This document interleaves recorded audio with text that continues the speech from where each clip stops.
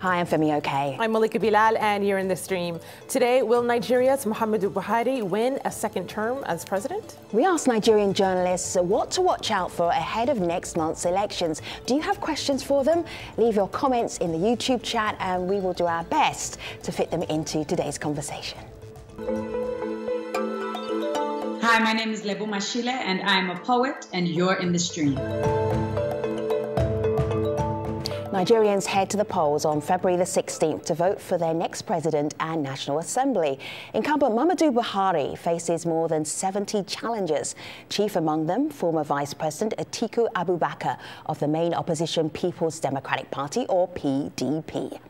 Buhari was elected to office in 2015, riding a wave of hope that he and his All Progressives Congress Party could equalize Nigerian society and effectively fight the Boko Haram armed group. Millions of Nigerians, though, remain unemployed, and Buhari has come under fire for suspending the country's Chief Justice just 3 weeks ahead of the election, a move that prompted the opposition to halt its campaign for 72 hours in protest. With us now to discuss the election and some of the major issues affecting the campaigns, we have journalist Mercy Abang of Newswire. She's based in Abuja. In Lagos, Yami Kasim, who reports for Quartz Africa. And Aliyu Mustafa is the managing editor of Voice of America's House of Service. Good to have you all here, journalists.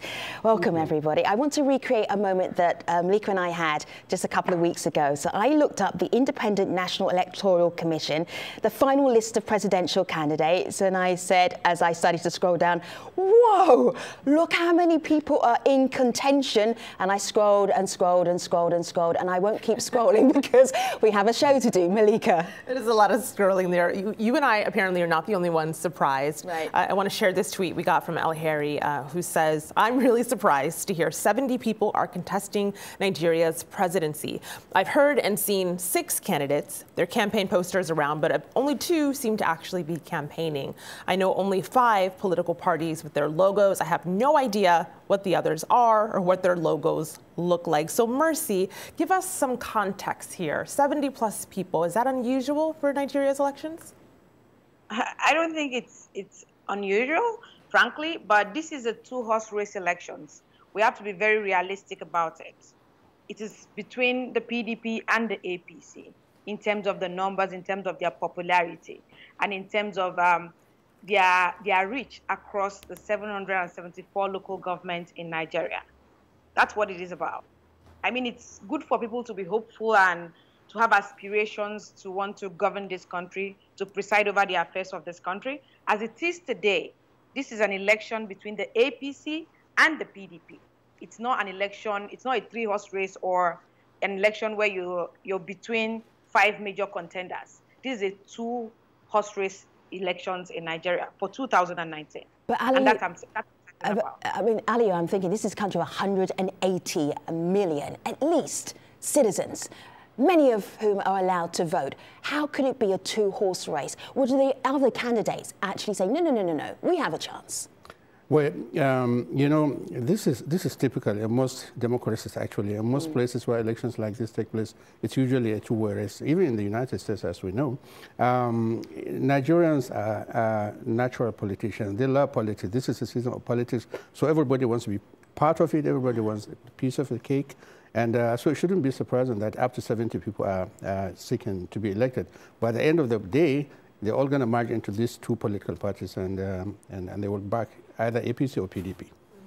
So a take from someone online, I Am Nas, says most voters don't even recognize all of these candidates. Some of them will be better off in the House and the Senate. Also, they don't have grassroots structures to enable them to win an election. Most of them won't even own their own polling unit. So one skeptical take there, but I wanted to share this other one. Yami, I'll give this one to you. The same person says, truth be told, we only have 2 or 3 presidential candidates. Others are just there to improve their CV or resume and make up the numbers. PMB, which for our non-Nigerian audience is the abbreviation you'll see online for President Buhari, I Am Nas says he has 75% chance of being re-elected. So there's some surety right there. Yami, what's your take here? Why is it that people feel so sure that there's really only 2 candidates? because that's a reflection of the reality. Even though every election cycle, we seem to be caught up between choosing between the idealism of wanting a different set of political leaders and the realism of accepting that, you know, only two candidates from the dominant parties stand a chance of winning. So it's a reflection of the reality. There is some school of thought that suggests that a lot of these people who are aiming for the presidency are probably better off aiming for, you know, legislative positions in the National Assembly, the Senate, or the House of Reps, or maybe even aiming for governorship positions further down the line as opposed to shooting straight for the presidency. Different people think different things as regards this, but it's mainly a reflection of the reality, if we're being honest. There are two dominant parties.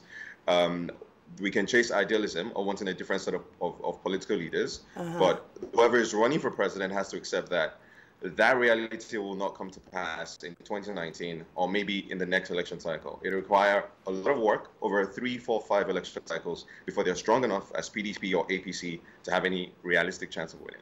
You know, the interesting part of this election this year is the similarity between the two major candidates. Both are Muslims, both are Northerners, both were in the military.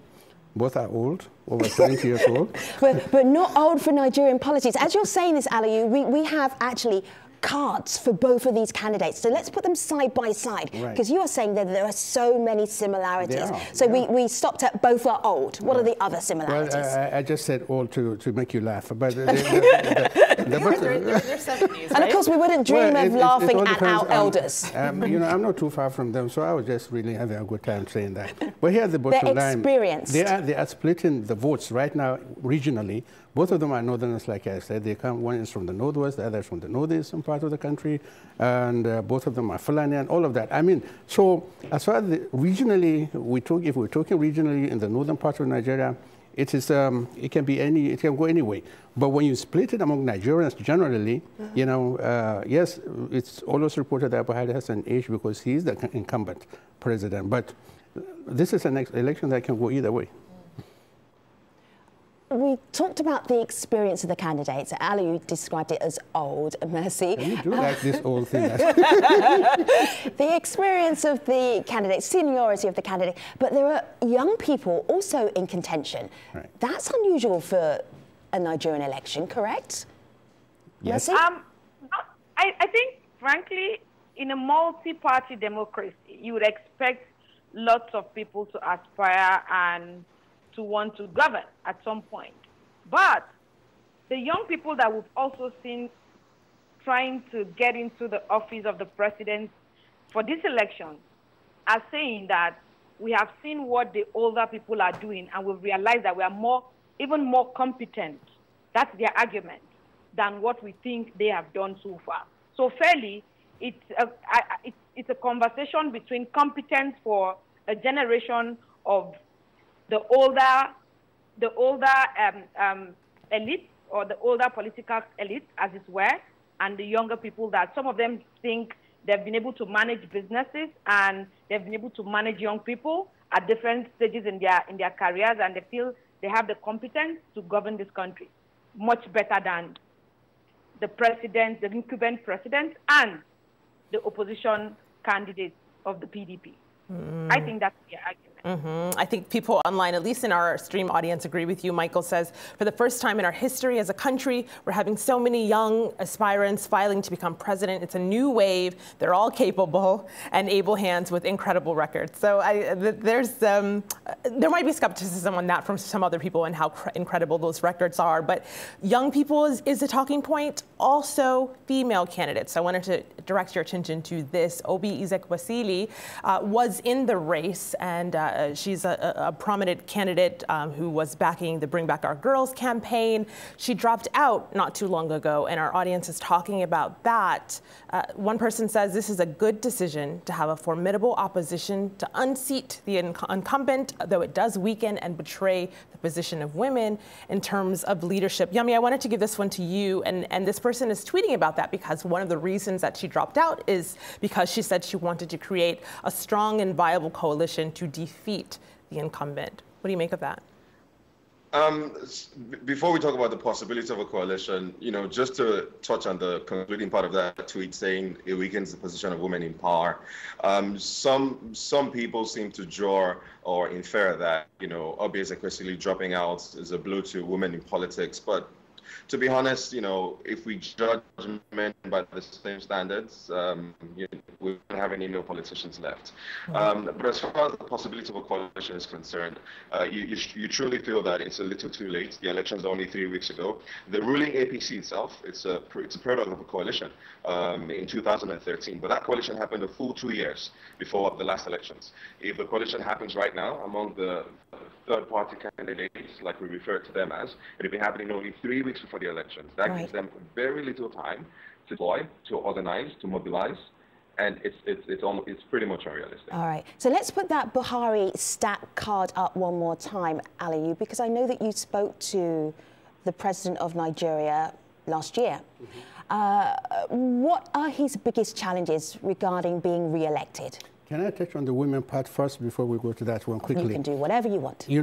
Three things are militating against women candidates in Nigeria. One is lack of resources. Two is lack of godfathers. And third, which is the biggest one, is lack of... Did you say godfather? They have something in Nigeria they call godfatherism. Yeah, you have to have a big godfather, a big guy behind you. With lots of money. And power. But the most important ingredient that is militating against women is lack of mutual support for each other. Women don't seem to support women in Nigerian political culture. For example, you need to give us an example here. Well, I'll tell you what. Every time you see a big politician or a rally, most of the people behind the guy will be women. But if there is a woman candidate moving around, most of the people behind her will be men. Easy. Back to the issue of the... Okay, but I think you wanted to say something. I don't agree with that. I don't agree that. Good. I don't agree women do not support women in the political process in Nigeria. Right. In fairness, the political elite have found a way to appropriate a portion of their system to women. And I say this because when you look at the major political parties, they have a position called a women leader. What does that mean? Why don't they have a men leader? And you are looking at positions, about 9 to 10, 11, 12 positions, and one is assigned to just one woman, and they call it a woman leader. And I always try to ask myself, what does that mean? If you are going to ensure some level of equal opportunity for both men and women, let's even start with the political parties. Let's look at their manifestos. Let's look at their open offices. Why should a political party with about 19 to 18 offices not assign a creditably good number, say 9, 10, 11, and ensure that women are also actively participating in that process, rather than just saying, oh, well, we have one position for you guys, it's called women leader. And during the campaign, they're bringing women to just come and dance, and they take the leftovers and give to women. So I feel like it has to be a conscious and a deliberate effort that is led and driven by an institution called a political party, with an ideology, with an understanding that women and men can actually help to move this democracy from one point to another, rather than, oh, well, we're managing you guys, we're just going to give you what we can offer you, and that's it, and you should be contented with that. Okay. I think that's why I... let me come back to the question you asked about Buhari and his main mission at the moment. He's still sticking to the three basic campaign agenda that he had back in 2015, fighting Boko Haram, fighting corruption, and the economy. But he still has challenges in all three of them. Boko Haram is has been... You asked him about Boko Haram in your interview with him, and he was actually quite upbeat about how much progress had been made. Let's have a little listen to that interview. Have a look. Well, when we came in, Boko Haram was occupying at least 7 or 8 local governments in the northeast. And now you can check from people in the northeast that Boko Haram is not holding any local government. So that is, Boko Haram has less of a hold than it had before President Buhari, was in power. Absolutely, and that is true. If you go to the northeast, I've been to Maiduguri, the main base for Boko Haram operations. So that's in the northeastern part of Nigeria, and that's at the border town between Nigeria, Niger, Cameroon, other countries that are devastated by the Boko Haram insurgency. Life has returned to normal basically, but they still manage to, run around and attack, especially military installations and things like that. So, and like the president said, they're using young girls to stage this attack, suicide bombings and things like that. So that part is there. The economy, Naira has refused to budge. It still remains at $1.360 Naira, which it was less when he first came into office. So, and with corruption is why he's having his toughest fight. So we got three major issues here: Boko Haram, the economy, and corruption. Malika. Right. Exactly and the things. If I may jump in. Yes. Yemi, go ahead, and then I'll come after you because those are exactly the three things that everyone online is saying. Focus on. Go ahead, Yemi. Right, I mean, those are the three main issues. They haven't changed. It was the same in 2015. However, the dynamics have changed. A majority of the people in 2015 possibly worried a lot more about insecurity and corruption more than they did the economy. But right now, that dynamic has changed. A lot more people are worried about the economy because certain statistics don't make great reading. For example, Nigeria is now the poverty capital of the world.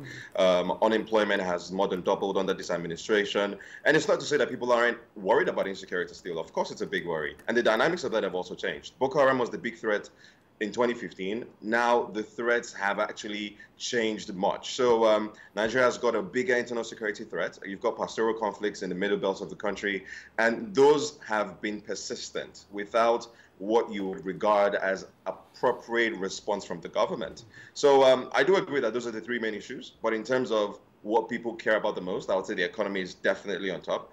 Insecurity has also changed as well. And like Aliyu said, corruption is a problem. And that's the president's big tagline, anti-corruption. The fact that he hasn't scored a runaway success in that field, that's telling. So I wanted to share this. Just 1 second. I wanted to share this because we just got this live on YouTube. Peter says, Atiku Abubakar will defeat Buhari on February 16th because Buhari has woefully failed to fulfill the yawning aspirations of Nigerians. And one of those, some community members are saying, as we've all heard already, is about the economy. So I wanted to play this video comment we got from Simon Ateba. He's the publisher of Today's News Africa, and he's based here in D.C. And here's what he said. In less than 3 weeks, Nigerians go to the polls to elect a new president. And to me, one of the key issues is unemployment. More than 23% of Nigerians are unemployed. That makes it more than 20 million Nigerians who cannot find work. And that's an astronomical number. The next president we have to fix unemployment, bolster the economy, and ensure that corruption is really fought. So, Mercy, we saw on that fact card earlier about the opposition member, former Vice President Abubakar. He's also an entrepreneur. He's a businessman. And so worries about the economy, do you think that those will be reasons that some may vote for him? I think it's between the economy and insecurity. And for these two issues, the major candidates have been putting their agenda forward. But more importantly, this election is about the first-time voters from 1999 to date. Some young people are going to be voting for the first time. And of this number, we have about 43 million young people in the registered ballot, according to the Independent National Electoral Commission. And of this number, about 22 million are young people, first-time voters. So it's going to be an election where young people are saying to themselves, we have 83 million extremely poor people. Who is putting out the economy issues first? And why does the economy matter? There's another argument from another point of view that says, well, if we don't fight corruption, corruption will ground Nigeria down. And that is where the incumbent president insists that he is fighting corruption and he wants to come back and keep fighting corruption. Well, the opposition leader candidate is saying that this economy needs to be fixed and it has to be fixed now. Okay, so it depends on, it pretty much looks depends on who you're talking to. But I need to also add that there's insurgency in the northern part of Nigeria, which the incumbent president has said and used in 2015, like Yomi rightly pointed out. The tides have changed, and there's been an upsurge back in the north. So it's okay. I mean, I'm going to push on. Mercy, I'm going to push on because we actually have two more programs. We're going to be talking about the election. So I want to push on because I really think this is important to get in. Nigeria's Chief Justice has been suspended. This is what the Nigerian Bar Association had to say about that. Have a listen.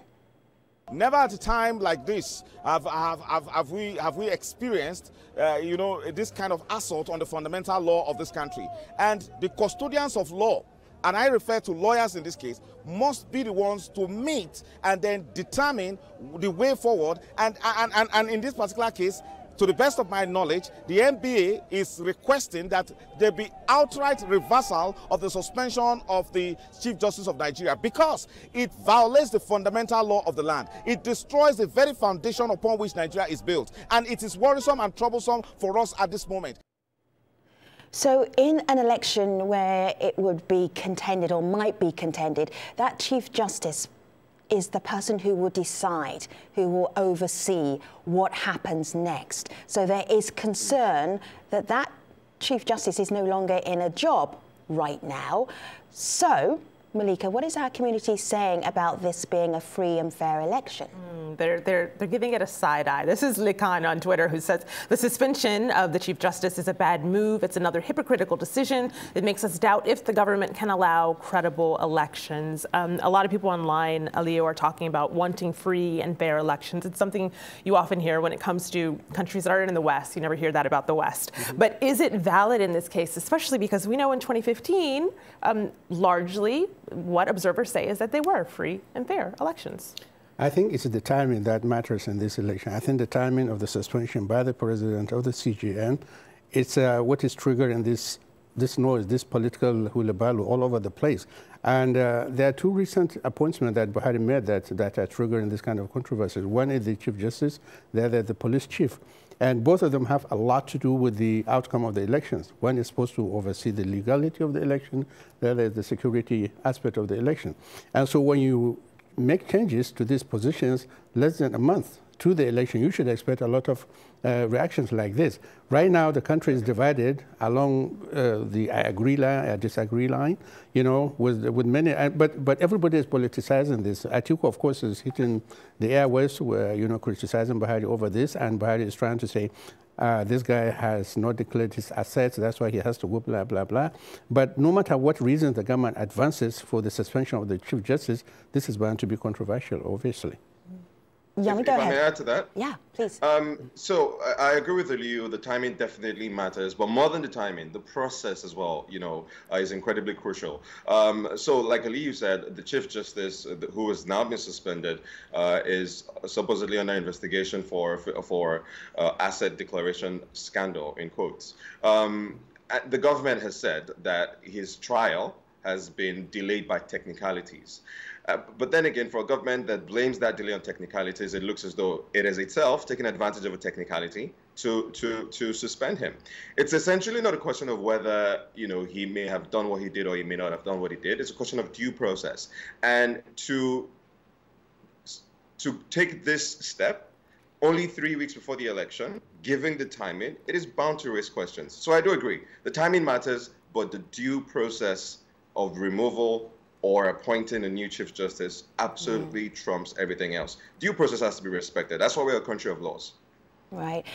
Mercy, just very quickly, you're sitting right there in Nigeria. You are following this election very closely. The atmosphere right now is what? I think young people are excited about it, and I hope that, the process is, as peaceful as we want it to be. Okay. But there's still a little, tension here and there.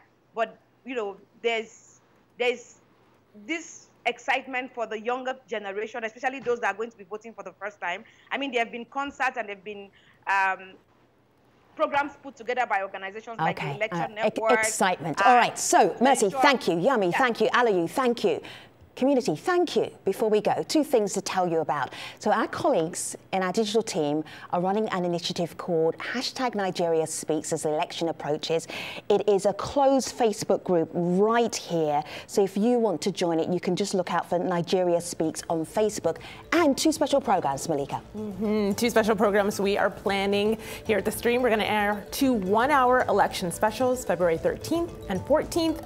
Each show will be on TV with an hour online. See you there.